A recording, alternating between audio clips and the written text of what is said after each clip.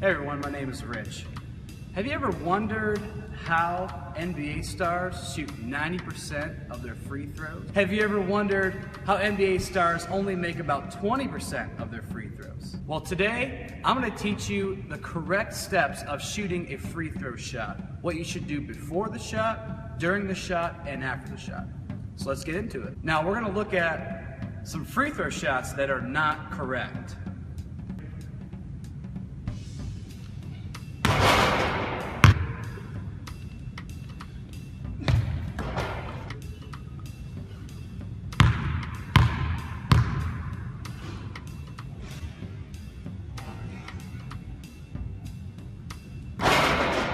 So as you saw there, that was some pretty incorrect free throw form.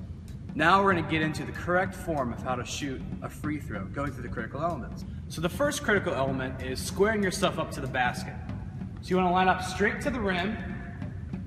Also, your body has to be square. So your knees are bent, your feet are shoulder width apart, and you're right in front of the basket. That's the first critical element. So after you're squared up to the basket, most basketball players have what is called a pre-ritual shot. So when they come up to the line,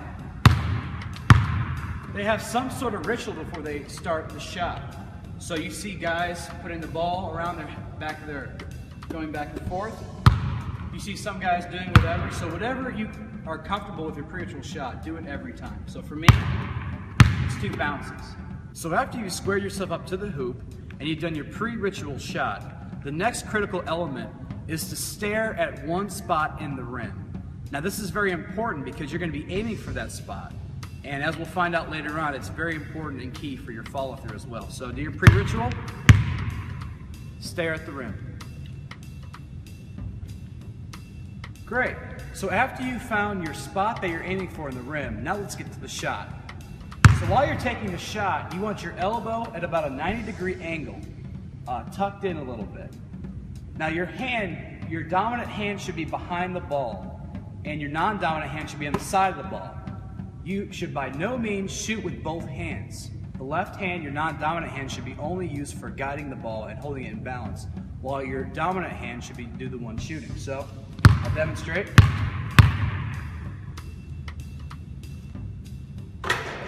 Finally, we're at our last critical element. Now this is probably the most important critical element of all, follow through.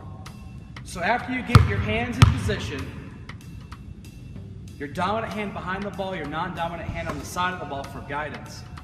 Once you go up with the shot, you want to follow through, that is to flick your wrist. Now this is important because if you do not follow through, you will not get a great shot. You'll get a shot that is going to come up short or go too long. And so follow through is one of the most important key critical elements of the foul shot. So remember, after you get the ball in your hands, follow through, flick the wrist. All right, so finally, that was the last critical element. Now let's run all 3 of them really quickly.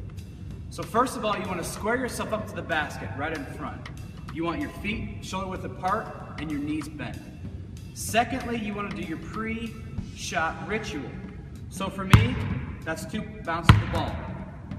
The third critical element is when you're staring at that one spot at the rim that you're aiming for. The fourth shot is your position of your arm, 90-degree angle, the ball out in front of you.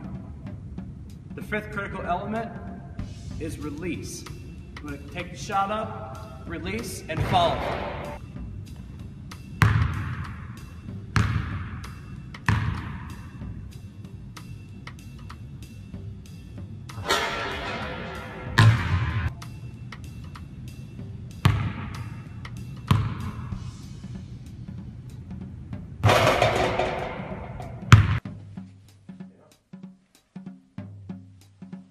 Wow!